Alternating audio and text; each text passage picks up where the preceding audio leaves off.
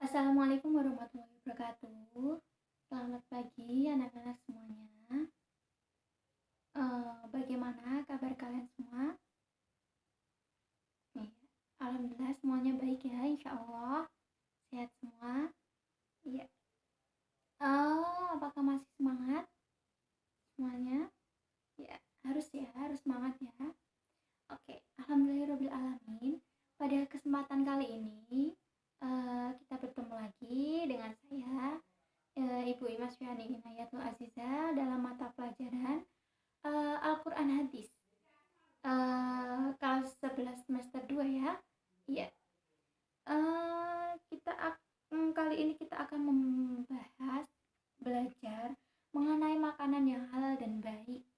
Apa sih itu makanan halal dan baik? Nah, nanti kita bahas ya setelah ini. Sebelumnya saya akan mengabsen terlebih dahulu ya kalian. Oke.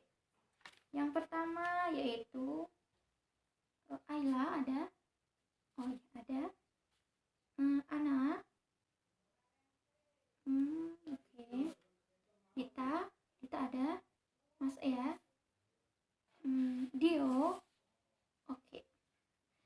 Karina. Airin. Jeno mana? Oh iya ada ya. Kai. Iya. Yol. Oke, berangkat. Chen. Ada. Yora. Yona. Tahu ada tahu. Mana tahu? Oh iya di sana. Suho. Dan yang terakhir Umin ada? Iya. Alhamdulillah berangkat semua ya. Oke.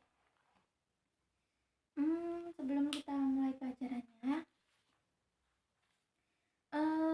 alangkah baiknya kita membaca basmalah dulu bersama-sama ya. Bismillahirrahmanirrahim. Semoga dengan membaca basmalah kita diberi kelancaran dan tentunya diberi kepahaman dalam belajar. Oke. Tujuan pembelajaran kita kali ini yaitu peserta didik mampu membacakan dan mendemonstrasikan hafalan dari Quran surah Al-Baqarah ayat 168 sampai 169, lalu Quran surah Al-Baqarah ayat 172 sampai 173, dan hadis tentang makanan yang halal dan baik. Lalu yang kedua, menyebutkan makna mufradat dari ayat-ayat tadi yang sudah saya sebutkan.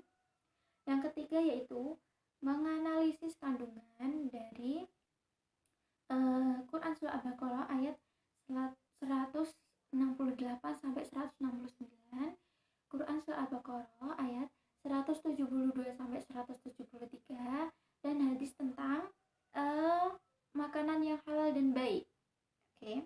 Yang keempat yaitu menunjukkan perilaku selektif terhadap makanan dalam kehidupan sehari-hari. Dan materi pokok yang akan kita pelajari hari ini yaitu yang pertama, pengertian makanan yang halal dan baik. Yang kedua, menganalisis Quran surah Al-Baqarah ayat 168 sampai 169. Yang ketiga, menganalisis Quran surah Al-Baqarah ayat 172 sampai 173. Yang keempat, perilaku orang yang mengonsumsi makanan yang halal dan baik. Oke. Kita langsung saja ke materi yang pertama yaitu makanan yang halal dan baik. Apa sih itu makanan yang halal? Ya, semua jenis makanan pada makanan dan minuman pada dasarnya adalah halal ya. Semuanya pada dasarnya itu halal. Kecuali hanya beberapa saja yang diharamkan. Yang haram itu pun menjadi baik apabila dalam keadaan darurat ya. Sebaliknya,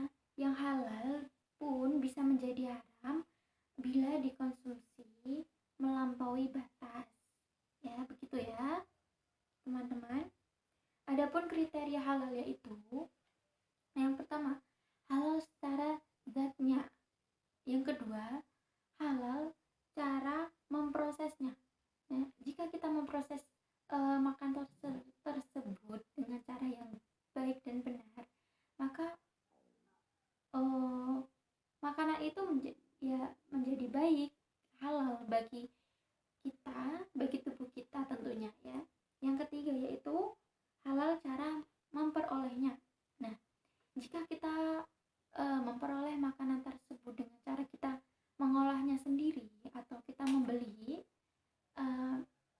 dengan itu, maka makanan itu halal ya, baik juga. Dan apabila kita memperolehnya dengan cara mencuri, nah sebelumnya mencuri itu baik apa tidak baik? Iya, mencuri itu tidak baik. Jadi makanan yang diperoleh dari cara yang tidak baik itu menjadi makanan yang haram, gitu ya teman-teman. Ya. Lalu yang kedua yaitu kita akan menganalisa Quran surah Al-Baqarah ayat 168 sampai 169 ya. Yang artinya yaitu, wahai manusia, makanlah dari makanan yang disediakan yang baik yang terdapat di bumi, dan janganlah kamu mengikuti langkah-langkah setan. Sungguh setan itu musuh yang nyata bagimu. Nah, itu arti dari surat Al-Baqarah ayat 168. Lalu arti dari ayat 169 yaitu, sesungguhnya setan itu hanya menyuruh kamu agar berbuat jahat dan keji dan mengatakan apa yang tidak kamu ketahui tentang Allah. Nah, begitu ya teman-teman, artinya seperti itu. Lalu kandungan dari surah Al-Baqarah ayat 168 sampai 169 itu, yang pertama, Allah menyuruh manusia untuk memakan makanan yang halal dan baik. Yang dimaksud makanan yang halal adalah makanan yang dibolehkan secara agama dari segi hukumnya, baik halal secara zat maupun secara hakikatnya. Adapun contoh dari segi zatnya yaitu makan seperti telur, buah-buahan, sayur-sayuran, daging sapi, daging kambing, dan lain sebagainya. Adapun halal dari segi hakikatnya adalah makanan yang didapat maupun diolah dengan cara yang benar menurut agama. Lalu kandungan yang kedua yaitu, Allah Subhanahu wa Ta'ala menegaskan bahwa setan selalu menyuruh manusia untuk melakukan kejahatan serta perbuatan keji dan mungkar. Jadi seperti itu ya teman-teman, kiranya kandungan ayat dari Al-Quran surah Al-Baqarah ayat 168 sampai 169. Sampai di sini teman-teman sudah paham? Semoga sudah paham ya semuanya. Alhamdulillah, insyaallah.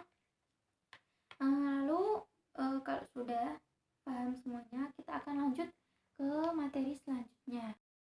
Ya, untuk selanjutnya kita akan membahas itu Quran surah Al-Baqarah ayat 172 sampai 173, yang artinya, wahai orang-orang yang beriman, makanlah dari rezeki yang baik yang kami berikan kepadamu, dan bersyukurlah kepada Allah jika kamu hanya menyembah kepadanya.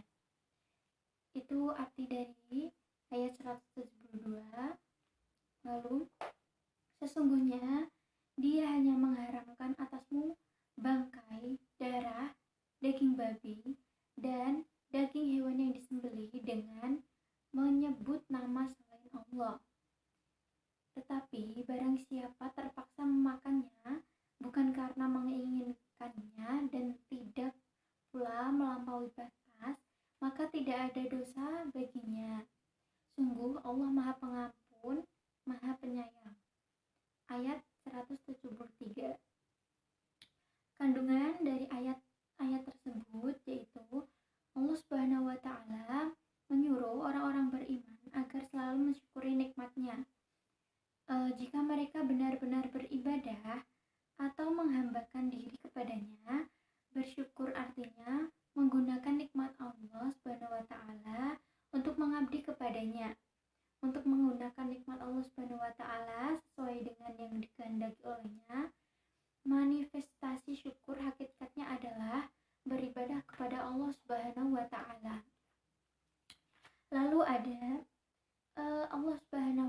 Ta'ala menjelaskan jenis-jenis makanan yang diharamkan, yaitu bangkai, darah, daging babi, dan binatang yang disembelih dengan menyebut nama selain Allah Subhanahu wa Ta'ala. Lalu ada hadis riwayat Abu Dawud. Hadis ini menjelaskan mengenai salah satu ciri hewan yang tidak halal untuk dikonsumsi, yakni hewan buas yang bertaring. Selain itu, Rasulullah juga menyebutkan secara spesifik tentang hewan yang diharamkan Allah Subhanahu wa Ta'ala, yakni keledai jinak, barang temuan orang kafir mu'ahad. Hewan yang dimaksud Rasulullah termasuk dalam istilah zinab. Ini adalah binatang yang memiliki taring atau kuku tajam untuk melawan manusia.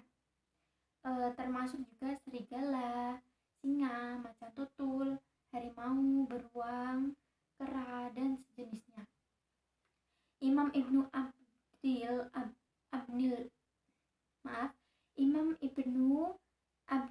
Bar menambahkan beberapa jenis hewan yang termasuk pada kriteria ini, yakni gajah dan anjing. Lalu ada hadis Imam At-Tirmidzi. Hadis ini menjelaskan bahwa salah satu kriteria dari makanan yang bisa dikategorikan halal adalah harus baik. Mengonsumsi dan menggunakan barang-barang baik dan halal adalah penyebab dikabulkannya berbagai keinginan kita dan diangkatnya amalan-amalan kita, sebab Allah Subhanahu wa Ta'ala selamanya tidak akan menyatukan yang baik dan yang jelek, walaupun kebanyakan manusia lebih cenderung ke yang jelek-jelek. Nah, untuk yang tadi insya Allah bisa dipahami ya teman-teman. Oke, kita ke materi selanjutnya, yaitu contoh perilaku selektif terhadap makanan dalam kehidupan sehari-hari. Sikap dan perilaku yang diterapkan sebagai penghayatan dan pengamalan atas Quran Surah Al-Baqarah ayat 168-69 adalah, yaitu 1. Senantiasa memakan atau meminum makanan atau minuman yang halal dan baik. Yang kedua yaitu senantiasa berusaha untuk tidak mengikuti jalan-jalan setan yang mengarah kepada perilaku keji dan mungkar. Lalu sikap dan perilaku yang diterapkan sebagai penghayatan dan pengamalan atas Quran Surah Al-Baqarah ayat 172-173 adalah 1. Tidak mengonsumsi makanan haram yang disebutkan secara spesifik dalam Al-Quran, yaitu bangkai, darah, daging babi, dan yang disembelih tidak atas nama Allah Subhanahu wa Ta'ala. Yang kedua yaitu jika dalam keadaan terpaksa dan tidak menginginkan makanan-makanan yang haram tersebut serta tidak melampaui batas atau dalam keadaan darurat, maka tidak berdosa. Lalu sikap dan perilaku yang diterapkan sebagai penghayatan dan pengamalan atas hadis Nabi, yaitu yang pertama, senantiasa berusaha untuk tidak mengonsumsi makanan yang haram yang disebutkan pada hadis, yaitu binatang buas dan bertaring, contohnya keledai jinak. Yang kedua yaitu senantiasa memakan makanan yang halal dan baik agar doa-doa yang kita panjatkan dikabulkan oleh Allah Subhanahu wa Ta'ala.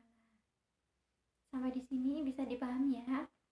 Yang terakhir yaitu